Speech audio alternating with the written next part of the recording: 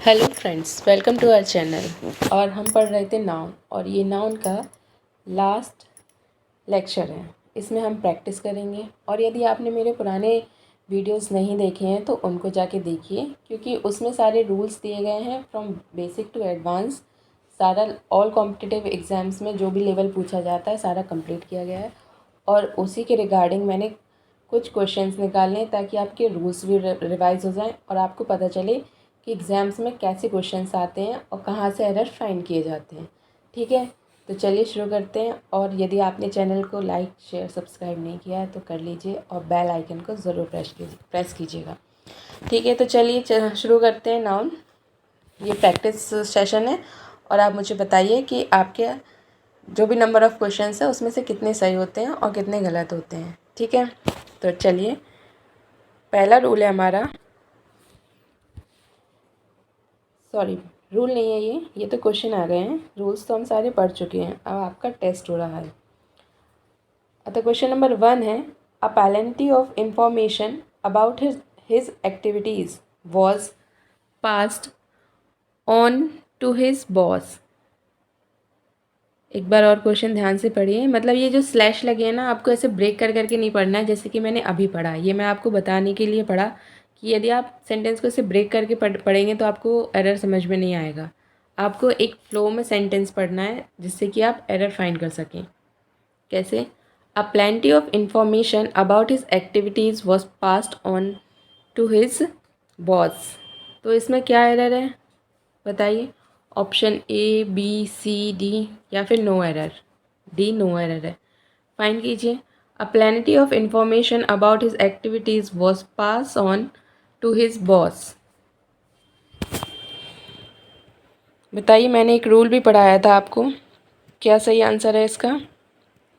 तो सही आंसर है इसका आंसर ए। जिन भी स्टूडेंट ने आंसर ए दिया है वो सही है। देखिए, मैंने एक रूल बताया था।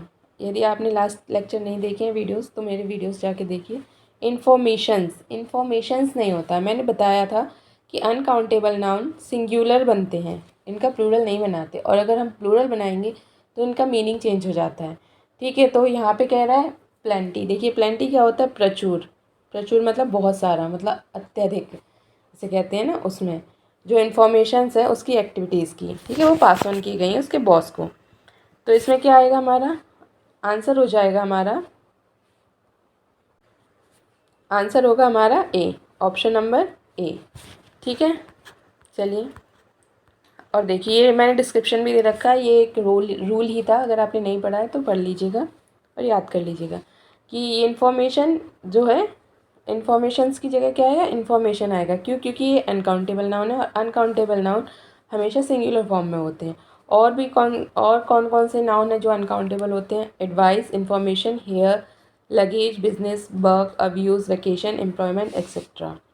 ठीक है, तो मैंने एडवाइस, इन्फॉर्मेशन और वर्क, इन तीन के प्लूरल फॉर्म भी बताए थे मैंने एक रूल में। तो आप मुझे कमेंट बॉक्स में बताएंगे कि यदि हम इसका प्लूरल फॉर्म बनाते हैं तो उसका मीनिंग क्या हो जाता है। ठीक है, ये आपका होमवर्क है। नेक्स्ट क्वेश्चन देखते हैं। I can not come to you, I can't come to you now because a lot of works remaining to be done. ठीक है, I can not come to you now because a lot of works remain to be done. क्या सही answer होगा? ए, B, सी या D? बताइए। मैं तुम्हारे पास नहीं आ सकता क्योंकि मेरे पास lot of works to be done, मतलब बहुत सारा काम है करने के लिए। देखिए, मैं बार बार फोकस कर रही हूँ वर्क्स पे। इस पे क्या क्या आएगा? बी, ऑप्शन नंबर बी हमारा सही आंसर हो जाएगा। और अभी ऊपर वाला रूल ही बताया था कि वर्क क्या है हमारा? Uncountable noun. अनकाउंटेबल है तो क्या रहेगा? सिंगुलर। ठीक है, सिंगुलर रहेगा तो ये क्या हो जाएगा? वर्क। ठीक है, आई बात समझ? ये देखिए, और आंसर देखिए। आंसर तो अपना बी हो ही गया था। क्या कह रहा है ये? Use work in place of works because uncountable nouns are only in singular form. ठीक है, और कौन से अनकाउंटेबल नाउन है? Employment, alphabet, furniture, baggage, fuel and work. ठीक है, चलिए अगला क्वेश्चन बताइएगा। A farmer was leading oxes to his field for plugging earlier in the morning. Early in the morning. Earlier नहीं है, early है। A farmer was leading oxen to his field for plugging early in the morning. क्या हो जाएगा इसका सही answer बताइए, ABCD। देखिए यहाँ तो साफ साफ ही दिख रहा है ऑक्सिस, हमें पता है ऑक्सिस तो नहीं होता है, ऑक्स सिंगुलर फॉर्म है, ऑक्स का प्लूरल क्या बनता है, ऑक्सेन। ठीक है, ये तो हमने बचपन में पढ़ा था, ऑक्स का प्लूरल क्या बनता है, ऑक्सेन। ठीक है, तो ये देखिए ये सही आंसर हो गया, ऑक्स का प्लूरल ऑक्सेन होता है ना कि ऑक्सिस होता है। ठीक है, अगला क्वेश्चन देखिए, question number 4। What is the criteria of selection in the examination and how much score we need to qualify the examination? Exam या एग्जामिनेशन? ठीक है जी, तो बताइए जल्दी जल्दी आंसर कीजिए। What is the criteria of selection in the examination and how much score we need to qualify the examination? मतलब कि सिलेक्शन का क्या क्राइटेरिया है और हमें कितना स्कोर चाहिए क्वालिफाई करने के लिए एग्ज़ाम में, जो कि हर एक बच्चे की कहानी है कि भाई स्कोर कितना चाहिए या फिर स्कोर अच्छे से अच्छा चाहिए क्वालिफाई करने के लिए। ठीक है, फ़िलहाल आंसर बताइए। देखिए आंसर साफ साफ दिख ही रहा है, आंसर है, और मैंने ये रूल भी करवाया। देखिए डायरेक्ट के डायरेक्ट क्राइटेरिया, तो ये मैंने कुछ बताया था, आप मुझे बताइए कि ये ग्रीक वर्ड है या फिर लैटिन वर्ड है। मैंने ग्रीक और लैटिन के प्लूरल फॉर्म बनाना सिखाया था, उसी से क्वेश्चन लिया गया है। तो यहाँ पे हमारा हो जाएगा ऑप्शन नंबर, मतलब ऑप्शन ए में एरर है और क्राइटेरिया में एरर है। ठीक है, तो क्राइटेरियम में क्या एरर है, use criterion in place of criteria. ठीक है, because criterion is a singular form and criteria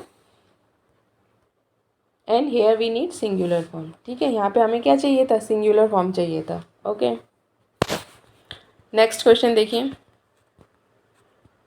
question number 5।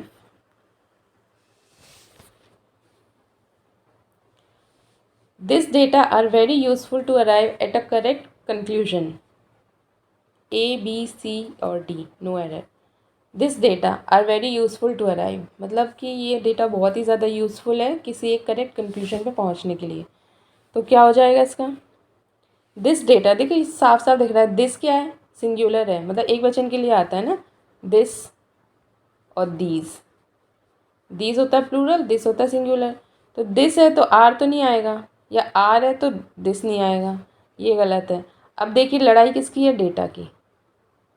भाई डेटा सिंगुलर होता है या प्लूरल होता है ये हमें नहीं पता, अगर ये पता चल जाए तो या तो हम आर को चेंज कर लेंगे या फिर दिस को चेंज कर लेंगे, लेकिन क्वेश्चन का सेंस भी तो समझना है, अपने मन से थोड़ी ना कुछ चेंज करेंगे। लेकिन हाँ ये क्लियर हो गया कि भाई गलती ऑप्शन नंबर ए में है। ठीक है, तो वो पता चल गया, बट अगर इम्प्रूवमेंट का होता तो आपको पता होना चाहिए। तो क्या दिस डेटा, दिस का मतलब एक डेटा। ठीक है, अगर हम दिस डेटा इस करते हैं कि यह डेटा, मतलब कि क्या एक डेटा करेक्ट, मतलब एक डेटा सफिशिएंट होगा किसी करेक्ट कंक्लूजन में पहुंचने के लिए, मतलब कोई एक इन्फॉर्मेशन या एक डेटा, एक सूचना नहीं, एक नहीं, मतलब बहुत सारी, जब हमारे पास इन्फॉर्मेशन या बहुत सारा हम डेटा होगा तो हम किसी करेक्ट कंक्लूजन पे पहुंचेंगे ना, मतलब बहुत सारा जब मटेरियल होता है तो एक कुछ निकाल के हमें सही चीज़ पता चलती है। ठीक है, तो क्या हो जाएगा यहाँ पे, दीज डेटा आर। ठीक है, चलिए देखते क्या इसका रूल ही देख लेते हैं, याद ही कर लीजिएगा। देखिए यूज़ दिस डेटा नहीं, दीज डेटा आएगा। ठीक है, क्योंकि यहाँ पे जो उसका क्वेश्चन की डिमांड है वो क्या कह रहा है, collection of different types of data की बात कर रहा है। ठीक है, अगला क्वेश्चन देखिए, question number 6। A pair of spectacles have been found on a table in the library. ठीक है, बताइए ABCD। लाइब्रेरी की टेबल पर क्या मिला है, एक पेयर स्पेक्टिकल्स का मिला है। ठीक है, स्पेक्टिकल्स, तो भाई क्या है, करेक्ट आंसर तो मिल गया ए, लेकिन गलती क्या है मैं ये पूछ रही हूँ। ठीक है, स्पेक्टिकल्स। और स्पेक्टिकल्स का क्या बताया था? टोंग्स, ट्राउज़र, सीजर्स, ये वाला एक रूल पढ़ाया था मैंने, यदि आपको याद हो। ये देखने में कैसे लग रहे हैं? एस लगा है तो प्लूरल तो नहीं लग रहा है आपको? हाँ, लग भी सकते हैं। ठीक है, बिल्कुल प्लूरल लग ही रहे होंगे क्योंकि एस लगा है। नहीं, ऐसा नहीं है। ठीक है जी।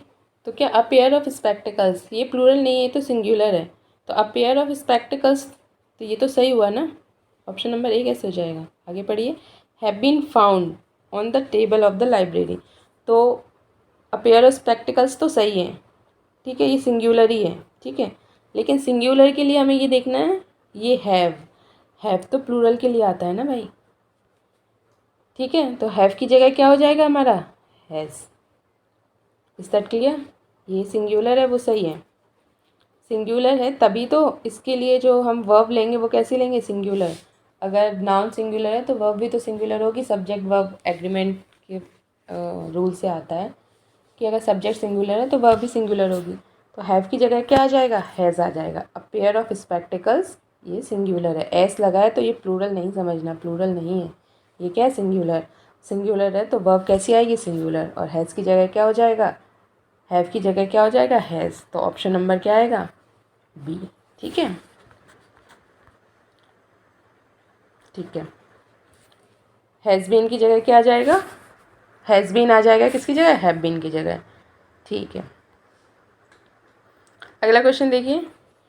The house the house is made of bricks stone not to be marble. मतलब कि ये जो हाउस बना हुआ है वो ब्रिक्स और स्टोन से बना हुआ है, मार्बल से नहीं बना हुआ है। ठीक है, तो नहीं बनने दो। क्या देखिए, ए बी सी डी कौन सा करेक्ट है? The house is made of bricks and stone not to be marble. ठीक है, तो मुझे तो इसमें कोई एरर नहीं लग रहा। डी सही है, मतलब जो हाउस है वो ब्रिक और स्टोन से बना है। ठीक है, अगर लेकिन यहाँ पे ब्रिक्स लिख देते, क्यों ब्रिक्स? बहुत सारी ब्रिक्स से बनता है ना, मतलब बस बच्चे तो दिमाग लगाते ही हैं, हम भी लगाते हैं जब एग्ज़ाम हॉल में होते हैं कि भाई एक ब्रिक से तो नहीं बनेगा। लेकिन ये क्या है? अनकाउंटेबल नाउन है। ठीक है, ये रूल इसलिए इम्पॉर्टेंट है क्योंकि ये अनकाउंटेबल नाउन है। अनकाउंटेबल नाउन सिंगुलर होती है। तो ब्रिक्स, स्टोन्स, मार्बल्स ऐसा कुछ कर देंगे आप तो क्या हो जाएगा? गलत हो जाएगा। पेपर में आ जाता तो गलत हो जाता। वैसे ये ओवरऑल सही है, नो एरर। ठीक है, तो रूल नंबर 8, सॉरी रूल बार बार मैं बोले जा रही हूँ। क्वेश्चन नंबर 8 क्या है? He goes fishing every day and brings a lot of fishes that his wife कुक्स for him. मतलब रोज़ वो फिशिंग करने जाता है और बहुत सारी फ़िश लाता है और वाइफ क्या करती है? उसके लिए कुक करती है। ठीक है, तो इसमें सही क्या हो जाएगा? Option number B. मतलब बी में एरर है। क्या एरर है? Lot of fishes. देखिए, इस पे स्टार बनाइएगा और नोट डाउन करिएगा। ये वाला मैंने रूल नहीं पढ़ाया है तो आप अपने नोट्स में ऐड कर लीजिएगा। तो इसमें गलती है, अ lot of fishes. A lot of fishes, lot of fishes नहीं आएगा, लॉट ऑफ फिश आएगा। ठीक है, रूल देख लेते हैं क्या है। हाँ, एक्सप्लेनेशन। ठीक है, use fish in place of fishes because offspring deer, fish, sheep are expressed as singular and plural only by the use of verb. Both in singular and the plural they have the same form and with a lot of use singular noun. ठीक है, अब ये इतनी सारी रामायण क्या कह रही है? इसमें 3 इन्फॉर्मेशंस हैं। ठीक है, जो आपको समझनी है। पहली बात तो ये कि offspring, deer, fish, sheep, ये 4 वर्ड ऐसे हैं जो सिंगुलर प्लूरल दोनों में यूज़ होते हैं। ठीक है, और जो अ लॉट ऑफ है वो सिंगुलर है। अब हमें पता कैसे चलेगा कि भाई सिंगुलर कब है, प्लूरल कब है? तो कौन कौन किससे पता चलेगा? वर्ब से। क्योंकि सब्जेक्ट और वर्ब का एग्रीमेंट होता है कि अगर सब्जेक्ट सिंगुलर है तो वर्ब भी सिंगुलर है, और सब्जेक्ट प्लूरल है तो वर्ब भी प्लूरल। ठीक है, तो केवल हम वर्ब की हेल्प से ही क्या कर सकते हैं? सिंगुलर और प्लूरल का पता लगा सकते हैं। ठीक है, ठीक है, तो फिश की जगह, फिशेस की जगह क्या आएगा? फिश। ऐसे देखिए, मैंने एग्जाम्पल में ऐड कर रखा है। Sheeps are economically useful. सही है भाई, शीप्स आर इकोनॉमिकली, आर सही है। इज़ आ जाता तो गलत हो जाता। A sheep is grazing in a field, ठीक है, ये भी सही है। अगला देखिए, हाँ ये आपके होमवर्क के लिए मैंने रख रखा है। When you see his of springs you can't believe that he is above 70, मतलब कि जब आप उसके ऑफ स्प्रिंग्स मतलब बच्चों को देखोगे तो आप क्या बिलीव नहीं कर पाओगे कि वो 70 के हैं, ठीक है। ऑफ स्प्रिंग्स, ठीक है, आपको पता करना है, होमवर्क है। मुझे कमेंट बॉक्स में इसका करेक्ट आंसर लिखिएगा। Next question, you can buy the scissor that is sharp and good in quality, ठीक है। You can buy the scissors that is sharp and good in a quality, ठीक है भाई, आपको एक सीज़र बाय करनी है, ख़रीदनी है जो कि शार्प हो और क्वालिटी में अच्छी हो, ठीक है। ये तो दिख ही रहा है, scissor, furniture, baggage, luggage, spectacles, ये सब मैंने एक रूल पढ़ाया था, उसी से आया हुआ है, ठीक है। आप अगर आपने वो रूल्स नहीं पढ़े हैं तो आप जाइए और मेरे लास्ट वीडियोस को देखिएगा, ठीक है। तो आंसर देखते हैं, ठीक है। तो जो सीजर्स वाला रूल था, लगेज, बैगेज, ट्राउज़र्स, स्पेक्टिकल्स, जो टोंग्स, जो 2 के उसमें था, ठीक है। Scissors that is sharp, that is sharp, ठीक है। तो ये सीजर्स वाला रूल है। अब ऑप्शन नंबर बी, तो इसकी जगह क्या आ जाएगा, आर आ जाएगा, ठीक है, सीजर्स। ओके, तो चलते हैं इसके एक्सप्लेनेशन पे। Use are in place of is, ठीक है भाई। अगला क्वेश्चन क्या है, have you deposit the proceed in the bank or not, ठीक है। Have you deposited the proceed in the bank or not, ठीक है भैया, डिपॉजिट किया या नहीं, सही आंसर करिएगा इसका। तो क्या आएगा, हैव, प्रोसीड्स आएगा, एस लग जाएगा, ठीक है। Option number 2,